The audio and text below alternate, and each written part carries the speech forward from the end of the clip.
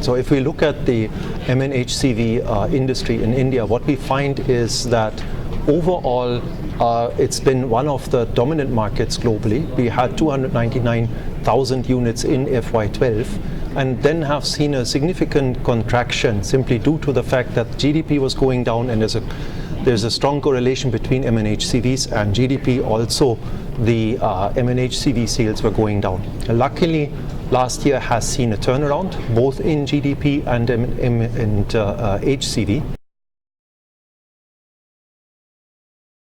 What we see currently is positive momentum in particular in the high tonnage vehicles. We're talking about the 31-ton vehicles, we're talking about tractor trailers that are 35 to 49 tons. These are seeing very, very healthy growth rates, indicating that the overall economic situation also for transporters has improved. They are able to invest in replacement for their fleets, maybe not in new fleet additions. That is something that we still have to see. And we believe that based on the overall strength of the Indian economy, reaching 342,000 units in 2020 and FY20 is a realistic opportunity. This would make India a very attractive market globally as far as MNHCV is concerned. However, we also need to see that there are both short, mid and long-term challenges.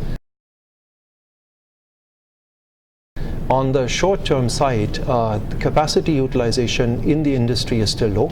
As a consequence, we are still seeing a significant impact in terms of discounts. This is one area that needs to be tackled. Discounts are still high, ranging from 1.5 lakhs to 4.5, in some cases even more lakhs, and that simply means 20-30% of vehicle price is the discount. That's not good for OEM profitability, it's not good for dealer profitability, it's not good for used truck sales. Needs to be addressed.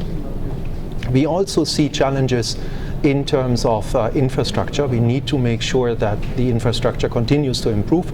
We need to make sure that whatever we announce in terms of infrastructure improvements and investments gets executed.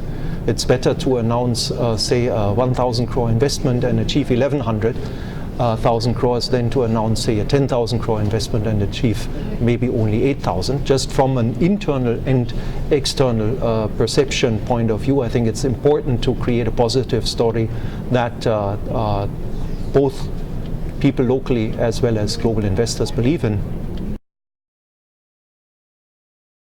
Really, we need policy reform, looking at things like GST, and looking at also a consistent policy framework to really drive business-friendly activities. If I talk about Make in India, I need to make sure that all the issues resolved or centered around Make in India are resolved, and that is basically pertaining to issues according to permanent establishment, pertaining to labor laws. Those need to be addressed on war footing to make sure that we can grow GDP and as a consequence MNHCV sales.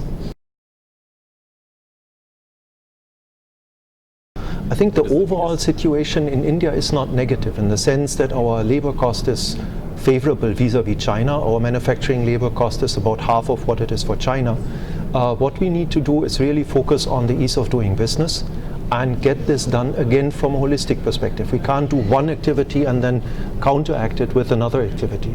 Just to talk about two examples, permanent establishment is something that's currently discussed, which is not favorable for Make in India because it increases complexity.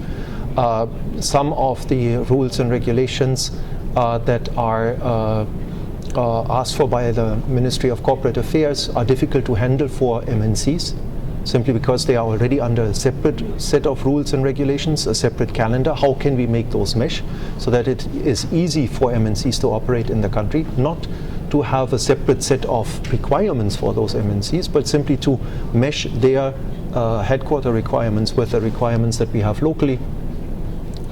And clearly infrastructure is one of the areas. Infrastructure, education, labor laws are areas that need to be tackled.